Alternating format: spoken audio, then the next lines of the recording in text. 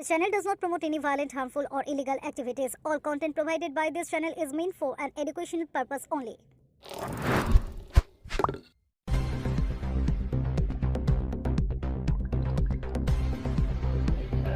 প্রচারের শেষ দিনে পান্ডুয়ার তৃণমূলের রোড শো ঘিরে বিশৃঙ্খলা, অনুপস্থিত প্রার্থী সমীর চক্রবর্তী। নির্বাচনী প্রচারের শেষ দিনে পূর্ব নির্ধারিত কর্মসূচি ঘিরে পান্ডুয়ার তৃণমূল কংগ্রেসের রোড শোতে দেখা গেল একাধিক গড়বড়। আগে থেকে ঠিক ছিল 27 এপ্রিল অর্থাৎ প্রচারের শেষ দিনে পান্ডুয়ার তৃণমূল প্রার্থী সমীর চক্রবর্তীর সমর্থনে রোড শো করবেন সাংসদ রচনা ব্যানার্জি। পরিকল্পনা অনুযায়ী রোড শো শুরু হওয়ার কথা ছিল পান্ডুয়ার কাকুলি সিনেমা হল থেকে মুকুল সিনেমা হল পর্যন্ত। তবে নির্ধারিত সময় মেনে শুরু হয়নি এই কর্মসূচি। প্রায় 1.5 ঘন্টা দেরিতে রোড শো শুরু হয় এবং শুরুতেই দেখা যায় না প্রধান দুই মুখ, সাংসদ রচনা ব্যানার্জি ও প্রার্থী সমীর চক্রবর্তীকে। ফলত পান্ডুয়া মেলাতলা এলাকা থেকে তৃণমূলের স্থানীয় নেতাকর্মীরা নিজেরাই রোড শো শুরু করে দেন। পরবর্তীতে পান্ডুয়া হাসপাতালের সামনে থেকে পায়ে হেঁটে রোড শোতে যোগ দেন সাংসদ রচনা ব্যানার্জি। তবে শেষ পর্যন্ত পুরো কর্মসূচিতেই অনুপস্থিত থাকেন প্রার্থী সমীর চক্রবর্তী। জানি রাজনৈতিক মহলে শুরু হয়েছে জোর চর্চা। রোড শোর জন্য বিশেষভাবে সাজানো একটি গাড়িরও ব্যবস্থা করা হয়েছিল, কিন্তু সেই গাড়ি নির্ধারিত সময় না এসে পৌঁছয় একেবারে শেষ মুহূর্তে। পান্ডুয়া হাটতলায় পৌঁছে সেই গাড়ি দেখতে পান রচনা ব্যানার্জি, কিন্তু ততক্ষণে তিনি বেশ কিছুটা পথ হেঁটে ফেলেছেন বলে গাড়িতে না উঠে পায়ে হেঁটেই পুরো রোড শো সম্পন্ন করার সিদ্ধান্ত নেন। এদিকে যার সমর্থনে প্রচার, সেই প্রার্থীর অনুপস্থিতি ঘিরে দলীয় কর্মী মহলে শুরু হয়েছে কানাঘুষো। বিরোধীরাও এই ঘটনাকে হাতিয়ার করে কটাক্ষ করতে ছাড়েনি। এই প্রসঙ্গে সাংসদ রচনা ব্যানার্জি জানান, গত কয়েকদিন ধরে প্রচন্ড রোদে টানা প্রচার চালিয়েছেন প্রার্থী সমীর চক্রবর্তী। আজ তিনি প্রচন্ড অসুস্থ, তাই আসতে পারেননি। তবে আমি কথা দিয়েছিলাম, সেই কারণে তার হয়ে প্রচার করলাম। অন্যদিকে তৃণমূল নেতা সঞ্জয় ঘোষ বলেন, প্রার্থী অসুস্থ থাকায় তিনি উপস্থিত থাকতে পারেননি, তবে এতে ভোটে কোনো প্রভাব পড়বে না। পান্ডুয়ায় প্রায় 50,000 ভোটে তৃণমূল জিতবে। তবুও রাজনৈতিক মহলের একাংশের মতে প্রচারের শেষ দিনে প্রার্থীর অনুপস্থিতি নিঃসন্দেহে রোড শোর জৌলুস কিছুটা হলেও কমিয়ে দিয়েছে। দলের অন্দরেও এ নিয়ে চাপা অসন্তোষের ইঙ্গিত মিলেছে। ফিউরো রিপোর্ট, কলকাতা মিরর।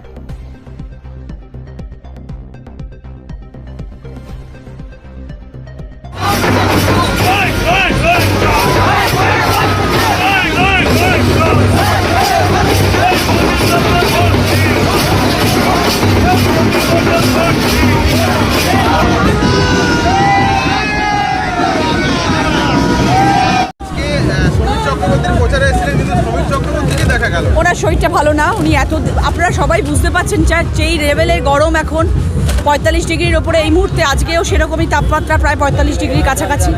তো দাদা এতদিন ধরে প্রচার করছেন, তো আজকে শেষ দিন, দাদার শরীর একদম ভালো নয়। আমি কথা দিয়েছিলাম আমি আসবো, আমি এসেছি এবং আমি জানি পান্ডুয়ার মানুষ অগাধ ভালোবাসা তৃণমূল কংগ্রেসের ওপরে এবং অগাধ ভরসা দিদির ওপরে।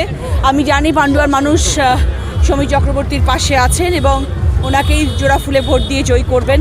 এবং আজকে আমি জানি পান্ডুয়ার মানুষ আমায় খুব ভালোবাসেন, তারা আমাকে ভরসা করে জিতিয়ে সাংসদ করেছেন। আজকে তাদের জন্যই আমি এখানে এসেছিলাম। সবাইকে আমি একটুখানি দেখা করলাম সকলের সাথে, এবং সমীরদা যেহেতু নেই সেহেতু তার অবর্তমানে আমি এসে সকলকে একটুখানি খুশি করার চেষ্টা করলাম। আসন্ন দিন আমরা খুব ইম্পর্টেন্ট, আমাদের দিন গুরুত্বপূর্ণ দিন, এবং চাইবো সবাই তৃণমূল কংগ্রেসের পাশে থাকুক, জোড়া ফুলে ভোট দিয়ে দাদাকে জয় করুন। দিদি, দ্বিতীয় দফা ভোটের আগে আজকে শেষ প্রচার।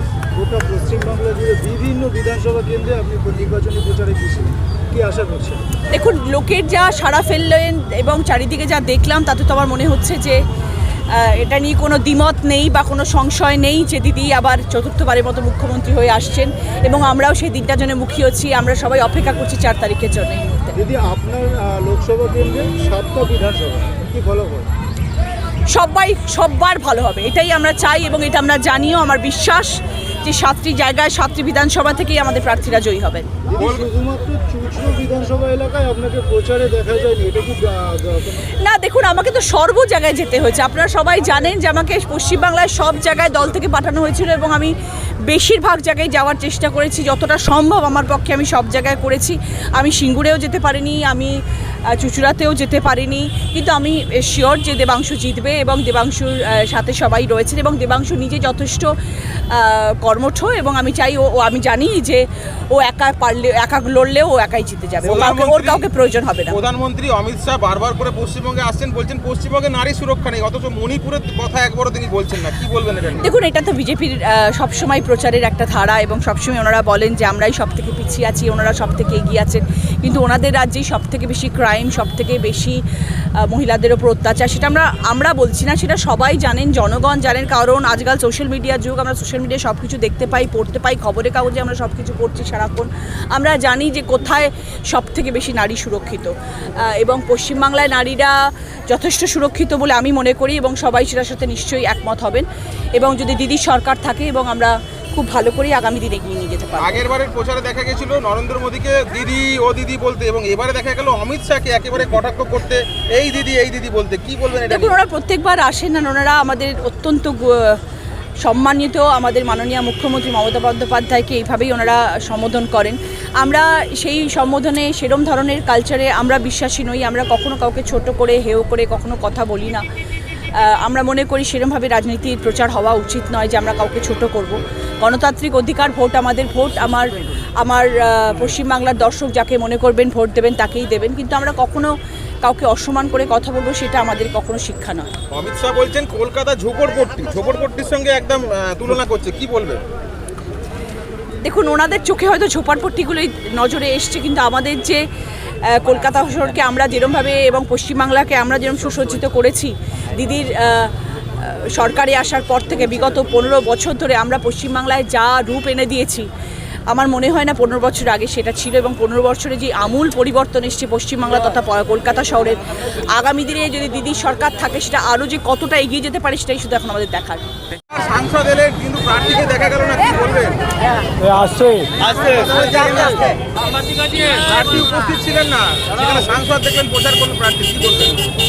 আমাদের মাননীয় সমীরবাবু একটু শরীর খারাপ, এতদিন সকাল থেকে রাত পর্যন্ত পরিশ্রম করেছে, প্রায় 24 ঘন্টার মধ্যে 18 ঘন্টা মানুষের বাড়ি যাওয়া, তারপরে প্রচার করা, রোদ্দুরের মধ্যে প্রায় 45 ডিগ্রির ওপরে তাপমাত্রার মধ্যে রেগুলার উনি এত হেঁটেছেন, তাই একটু শরীর খারাপ, তার জন্য উনি আসতে পারেন। কিন্তু এই যে র্যালিটা হচ্ছে মানে সবথেকে পান্ডুয়ার মধ্যে দারুণ, কয়েক হাজার লোক এই র্যালিতে হেঁটেছে। আজকেই তো শেষ দিনের প্রচার, কি বলবেন, কি ফলাফল হতে পারে? 50,000 ভোটে জিতবো, প্রথম দিনও বলেছি, এখনও বলছি, মানে রেজাল্ট বেরোনোর মুহূর্তখানেও বলবো 50-50-50। যখন ব্যালট পেপার ইভিএম মেশিন খুলবে শুধু জোড়া ফুল আর সিপিএম আর বিজেপি দেখবে চোখে সর্ষে ফুল। বাংলায় প্রথম দফায় 152টা সিট হয়েছে, অলরেডি 130টা জিতে গেছে। দ্বিতীয় দফা 142-120টা পাবে, টোটাল 250টা সিট নিয়ে চতুর্থবারের মুখ্যমন্ত্রী হবে মমতা বন্দ্যোপাধ্যায়। পান্ডুয়ায় ভোট পাবে সমীর চক্রবর্তী, রেকর্ড ভোট পাবে। আমি নাম করে আমজাদ হোসেন হয়তো 25 থেকে 27,000 ভোট পাবে আমজাদ হোসেন, আর যে তুষার মজুমদার 18 থেকে 20,000 ভোট। ওদের বিজেপির পান্ডুয়ায় ভোট নেয়, কয়েকটা কলোনি বেল তাও ভেঙে গেছে। পান্ডুয়ার তৃণমূল প্রার্থী সমীর চক্রবর্তীর প্রচারে সাংসদ রচনা বন্দ্যোপাধ্যায় এলেন, কিন্তু সেখানে মানে প্রার্থী উপস্থিত ছিলেন না, কি বলবেন? দেখুন, ওনার বয়স হয়েছে, এবার সেই হিসাবে প্রার্থী এখানে করেছে, বয়সের একটা ধকল আছে তো, আর সেই ধকলে উনি আসতে পারেননি। এবার সেই জায়গায় দাঁড়িয়ে বয়স্ক মানুষকে আর কি বলবো, বলার কিছু নেই। এবার যেহেতু প্রার্থী থাকা উচিত ছিল, যেহেতু যার প্রচারে এসছেন রচনাদি, তো সেক্ষেত্রে না থাকলে তো প্রচারটা কার করবে? তো যেরকম আমাদের আজকে স্মৃতি ইরানি দিদি আসবেন, আমি পাশে থাকবো, কারণ আমার প্রচার করতে এসছে, তিনি আসবেন, তা আমার তো থাকা অবশ্যই উচিত। উনি পারেননি, ওনার বিষয় আলাদা, বয়স হয়েছে, আর কিন্তু আমার তো বিষয় তো আলাদা, আমি তো থাকবো। পান্ডুয়ার তৃণমূল নেতা সঞ্জয় ঘোষ বলছেন 50,000 ভোটে জিতবো প্রায়, কি বলবেন? 50,000 গুনতে বলবেন, 50,000 কটায় হয়? জীবনে কোনোদিন 50,000 জিতেছে পান্ডুয়ায়? আর এবারে জিতবে 50,000-এ হারবে, 50,000-এ। বলছে আমজাদ হোসেন ওই 25,000 মতো ভোট পাবে, আর তুষার 17-18,000 ভোট পাবে খালি। হ্যাঁ, উনি তো গণক, তো উনি অ্যাস্ট্রোলাইজার, যার জন্য সব গুনে ফুনে বলে, উনি যেটা বলবেন সেটা হয়ে যাবে। জানেন তো মুখ্যমন্ত্রী যেটা বলতো যে মদন চোর, এই চোর, সেই চোর বলতো, মনে আছে? আর তখনই তার চোরের সামনে আসতো, তো এ বলছে 50,000 হারাবো, তবে এটা বলছে না তো যে 50,000 হারবে, এটা হতে পারে। দেখুন কি মনে হচ্ছে এবারে আজকে শেষ দিনের প্রচার, আজকে প্রচার সারবেন, একবারে হাই ভোল্টেজ প্রচার, আপনার কি মনে হচ্ছে? আজকে প্রচারে দেখবে যে পাণ্ডুয়ার মানুষ যে তৃণমূলের ওই ইউসুফ পাঠান খেলোয়াড় তাকে এনেছিলেন, 150 থেকে 200-250 লোক হয়েছিল, বাজনাই ছিল। আজকেও দেখলেন লোক কোথায় বাজারে, আর বিজেপির মিছিলটা দেখবেন, মুগ্ধ হয়ে যাবেন।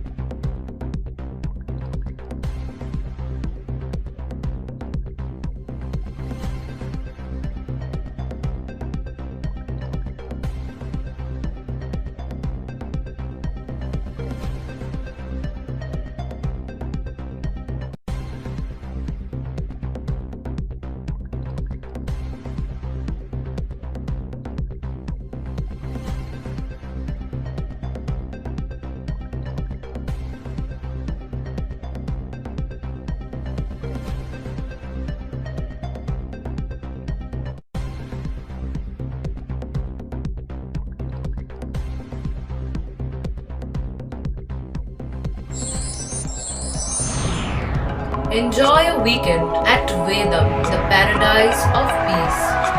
A home away from home.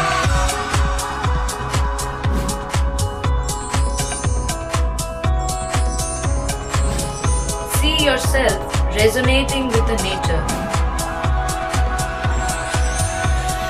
Vedam welcomes you to create your best memories.